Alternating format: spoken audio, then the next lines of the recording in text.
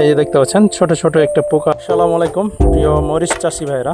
এই যে দেখতে পাচ্ছেন ছোট ছোট একটা পোকা পাতায় চলাফেরা করছে, কারণ আপনারা খালি চোখে খুব বেশি দেখতে পাবেন না।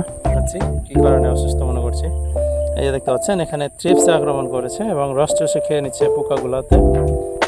রস চুষে খেয়ে নেওয়ার ফলে এই পোকার জন্যই গাছটা ধীরে ধীরে এই পাতাটা লাল হয়ে যাবে এবং মনে হবে যে গাছের কিছু পুষ্টির ঘাটতি আছে। তখন আমরা কি করি, তখন আবার রাসায়নিক সার দিই বা অন্যান্য কিছু ভিটামিন জাতীয় খাবার দিই। তবে গাছের যদি এ ধরনের পোকা থাকে তবে কিছু দিয়েই কাজ হবে না, ধীরে ধীরে গাছটি কুকড়া হয়ে ফলন কমে যাবে। তো এখানে দেখেন আরও একটি দেখাচ্ছি আপনাদেরকে। তো এই যে দেখেন কি অবস্থা পাতার। তো এই দেখতে পাচ্ছেন এই পাতার কি অবস্থা।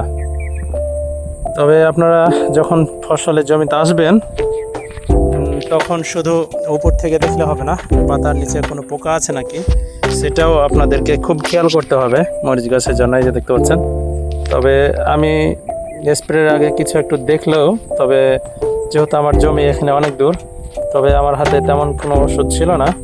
তবে আমি ইমিডাক্লোরোপিড গ্রুপের ওষুধ দিয়ে আমি চালিয়ে দিয়েছি আজকের মতো। তবে কয়েকদিনের মধ্যে আবারও স্প্রে দেব আমার এই জমিটাতে।